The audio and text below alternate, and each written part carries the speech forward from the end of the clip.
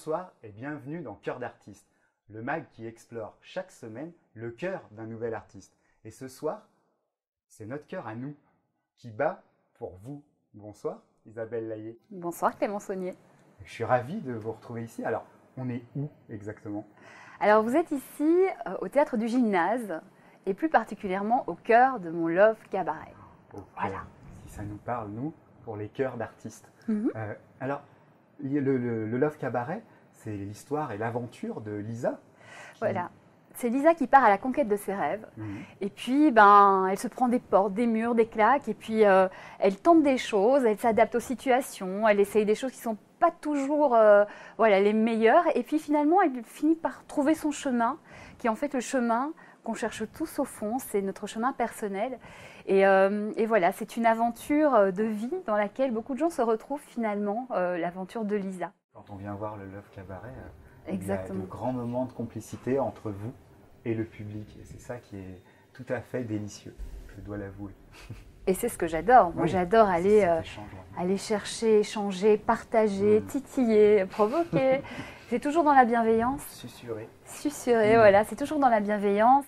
Et de temps en temps, elle va même plus que s'adresser aux personnes, mais on n'en dit pas plus. Exactement, et c'est là toute la subtilité de la complicité. À quoi rêvait Lisa à 10 ans, au fin fond de sa Belgique natale? Elle rêvait à une grande vie. C'est-à-dire que je vivais en Belgique, je voyais la télé française, je voyais des tas de choses, mais comme toutes les petites filles, en fait, on aspire à de grandes choses. Je ne savais pas encore que j'irais du côté artistique, mais très étonnamment, petite déjà, j'embarquais mes cousins et je montais des spectacles et je leur faisais faire des sketchs, et des scènes, mais vraiment c'est incroyable quand j'y repense. Et après, on mettait des chaises et puis on appelait les oncles, les tantes, la famille qui à la fin n'en pouvait plus, mais c'est pas grave. Voilà, je montais ça, c'était incroyable. Et finalement, on se dit que petit, c'est intéressant d'aller chercher petit ce qu'on faisait. Moi, je chantais, je dansais, je prenais une brosse dans la glace, je cassais les pots de fleurs de ma mère parce que j'étais tout le temps partout. On a une petite habitude dans l'émission, c'est la théorie des 3-1. D'accord. Donc, je vous demanderai la première rencontre humaine. Une première rencontre humaine. Il va y avoir des jaloux, j'imagine. Mais... J'en ai vraiment eu de très belles. Mais je vais vous parler d'une rencontre qui me touche aujourd'hui très fort. Elle a eu lieu il y a 10 ans. D'accord. Et c'est quelqu'un qu'on appelle Christopher Ten. C'est son nom d'artiste. Et on s'est rencontrés. Je suis arrivée à Paris avec rien. D'accord. C'est-à-dire que j'ai construit plein de choses en Belgique. Et je suis arrivée, j'ai pris ma petite valise et je me suis dit, c'est quoi mes rêves? Je tournais un peu en rond dans ma vie. Et mon rêve à 18 ans, c'était de vivre à Paris et de tenter l'aventure à Paris.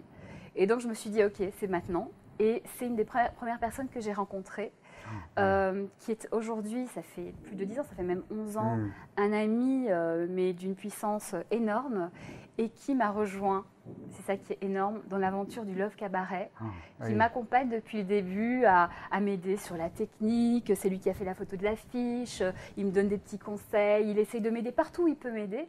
Et cette amitié, on s'est toujours suivis depuis ces 10 ans. Alors il est parti, il est revenu, mais on s'est toujours suivis et je pense que c'est un peu mon frère de cœur.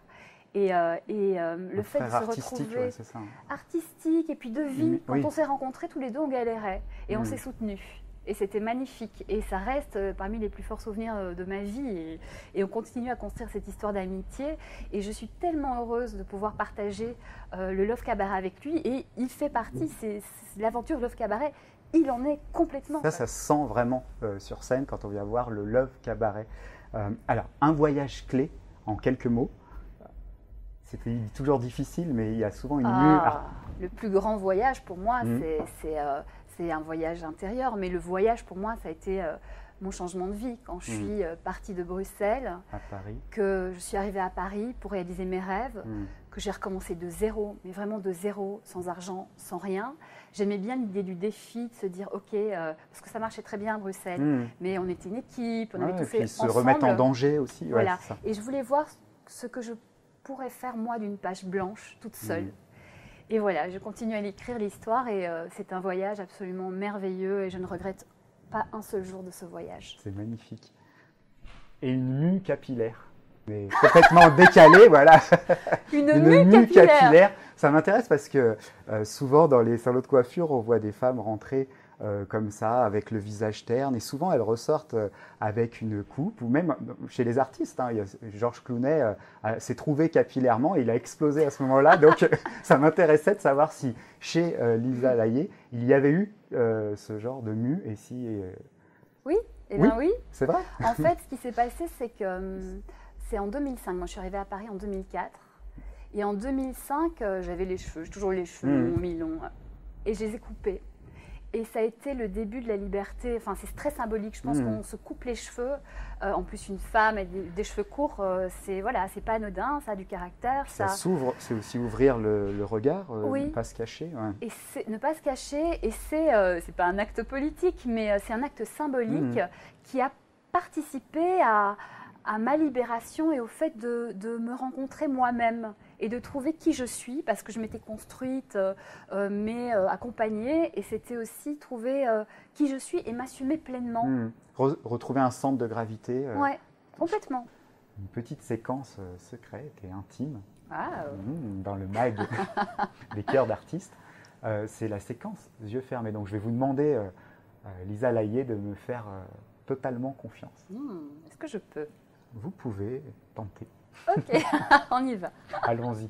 Je vais vous lire un petit passage, essayez d'avoir le plus d'images possible. D'accord. S'il vous plaît. Donc, Lisa et le Love Cabaret viennent d'être chaleureusement applaudis. Vous venez d'embarquer le public dans votre univers. Vous déposez le costume de Lisa, vous êtes en coulisses, démaquillée. Quelle est la première envie d'Isabelle Laillé? Je peux ouvrir les yeux? Oui. Ma première envie, c'est toujours de retourner vers les spectateurs, les gens qui sont venus. C'est un honneur je trouve que les gens se soient déplacés pour venir me voir. Et pour moi, c'est un plaisir d'aller les voir. Je les embrasse même. Ils disent... Non, mais c'est tellement rare aujourd'hui, ouais. Quand on va voir une pièce, alors aussi sur Paris, c'est vrai qu'il y a une distance entre les acteurs, les comédiens et le public en général. Mais moi déjà dans ce spectacle, je vais vraiment vers les gens. Si je pouvais, je les prendrais dans les bras. Bon, je garde quand même une distance artistique. Mais c'est vrai que pour moi, il y a tellement de spectacles. Il y a un partage. Ils sont venus voir mon spectacle. Mais quel honneur, mais merci.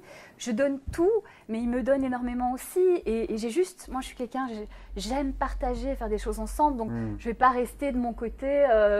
l'artiste et les autres, non, parce que comme je dis souvent à la fin du spectacle, l'artiste tout seul dans sa salle de bain, il est bien marrant, mais il peut rien faire. Donc on a besoin les uns des autres et on complètement, c'est s'enrichit. Ce que disait Galabru aussi par rapport à ça. Michel, voilà, c'est ça. Mais c'est ça, voilà. Donc ma première réaction, c'est que je me dépêche et je retourne voir les gens, leur parler, être avec eux en fait, parce que c'est continuer ensemble cette histoire du Love Cabaret. Et ce que je dis dans le spectacle, c'est tous ensemble qu'on fait des grandes choses. Si on est allé sur la Lune, c'est pas tout seul. Non, si tout ce qui est fait, la moindre chose qui est faite dans ce monde, c'est pas tout seul. Donc c'est tous ensemble. Et ce spectacle aussi, il a grandi parce que des gens m'ont aidé. Et on m'a aidé dans la vie comme moi, j'essaie vraiment dans ma vie tout le temps d'aider les autres. Parce qu'on construit le monde dans lequel on vit et c'est à nous de choisir ce monde. Et c'est à nous d'insuffler l'énergie qu'on a envie d'y insuffler. De le prendre à bras le corps et d'aller vers les énergies communes. Et les gens qui nous parlent, qui résonnent en nous, je saisis totalement. Alors, maintenant, effectivement, il y a une question interdite aussi qui arrive. J'aime bien ça. Une question interdite. Alors, attendez de savoir ce que c'est. Même pas peur. La question que vous n'aimeriez absolument pas que je vous pose aujourd'hui. Mais moi, j'aime bien les questions. Donc, en fait, parce que même les questions les plus particulières, pour moi, sont intéressantes parce que ça permet de se découvrir et de se tester et de se challenger. D'accord. Donc, il faut que je donne une réponse parce que... Et non. À vrai dire, ce qui m'intéressait dans cette question, c'était vraiment votre réponse. Alors maintenant, il y a un moment savoureux que j'ai envie de partager avec vous, Lisa Laillé. C'est un petit clin d'œil. Je vous laisse le découvrir. C'est plein d'étoiles déjà, j'adore les étoiles. C'est vrai? C'est rouge, C'est comme rouge. l'univers de mon Love Cabaret. Exactement. Donc, rouge. Je vois que vous êtes observatrice. Une bougie. Et oui, parce que vous avez déclaré être une psychopathe de la bougie et de la flamme. Alors, oui, bah, la flamme, Eh oui. ça veut tout dire. J'adore les bougies. Alors, pour plusieurs raisons. Alors, la bougie, l'anecdote de la bougie, c'est qu'en fait, pour moi, le Love Cabaret, c'est un univers donc intimiste. Il y a des petites tables, des petites bougies. Ça participe à ce côté chaleureux, magique, que j'aime et qui est important. Donc, Rassurant aussi. Hein. je sais pas, pour moi, il y a de la magie. Et puis du coup, chaque fois que j'arrive et qu'on met la mise en place, je fais mes bougies. Quand il n'y en a plus, je fais non, mais il faut me trouver des bougies. Donc les pauvres, j'ai harcèle. C'est la seule petite chose sur laquelle je suis embêtante. Mais aussi la bougie, pour moi, il y a quelque chose de je ne sais pas, de l'introspection, de la spiritualité. C'est pas un hasard si dans les églises, dans les lieux de culte, dans les lieux de réflexion, dans les lieux où on s'enferme et on essaye de chercher en soi des choses, c'est pas un hasard s'il y a des bougies. Alors moi, je suis agnostique, hein, mais la bougie, je trouve lumière, ouais, c'est vraiment il y a quelque le point chose de départ. de magique et de fort en même temps. Et puis la flamme, c'est quelque chose de très très fort. Alors donc là, voilà, mais c'est je pense magnifique. que vous n'aviez pas vu ce par petit mot, exemple, et c'est ça le qui est rigolo. petit mot. C'est ça qui est rigolo.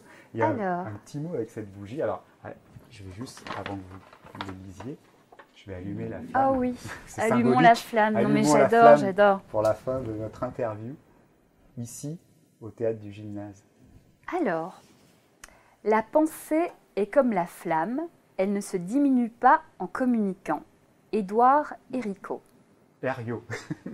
C'est peut-être que j'ai. Édouard Herriot. Herriot. Non, c'est moi qui ai voulu. D'accord. Édouard Herriot. Que je ne connais donc pas, hein, voilà, ça c'est clair. Alors ça me fait penser aussi à l'amour est la seule chose qui ne se divise pas quand on l'offre, quand on le partage, qui se multiplie quand on le partage. Oui, tout à fait. La pensée, c'est quelque chose. Alors moi, je suis quelqu'un qui réfléchit beaucoup. Je ne me prends pas la tête, mais je réfléchis beaucoup, je me remets en question, je fais le point, j'aime comprendre le monde. Donc j'ai un univers intérieur simple, sain, pas du tout prise de tête, mais voilà, qui vit, qui se déploie et ça m'intéresse, voilà, la pensée, apprendre, comprendre. Vous êtes cartésienne et aussi artiste, donc c'est une schizophrénique pratiquement. Alors, ce n'est absolument pas schizophrénique. Au contraire. Et je tiens à dire quelque chose. Alors, c'est justement, quel est ce point d'équilibre?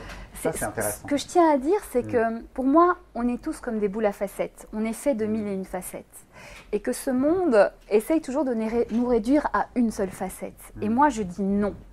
On est qui on est et on a le droit d'être un comptable, peut très bien être super doué en dessin, en théâtre, et arrêtons de nous limiter. On a plein de talents et multiplions-les, déployons-les. Alors il y en a qui sont plus forts et qui vibrent beaucoup plus chez nous. Donc c'est vers cela évidemment que c'est plus fort d'aller. Mais on n'est pas qu'une seule chose et arrêtons, ce monde nous met dans un cadre et moi j'essaye de faire exploser le cadre. Je ne suis pas révolutionnaire, hein, je respecte les choses telles qu'elles sont, mais je ne veux pas être enfermée, je ne veux pas qu'on enferme les autres et il faut arrêter de toujours juger les autres. Arrêtons de juger les autres, laissons-les vivre et accompagnons-les et comme moi je ne veux pas qu'on m'enferme, je veux vivre pleinement. Ça, c'est un message de fin magnifique. On restera là-dessus. Isabelle Layet, merci beaucoup de nous avoir accueillis. Merci aussi à toute l'équipe du Gymnase. Merci à Christopher Ten qui a été là pour nous aider aussi. Merci à Léon Cailleul. Merci aussi à Boris, à la technique qui nous ont aidés magnifiquement pour cette interview. Et merci à toi Clément. Merci beaucoup. Merci.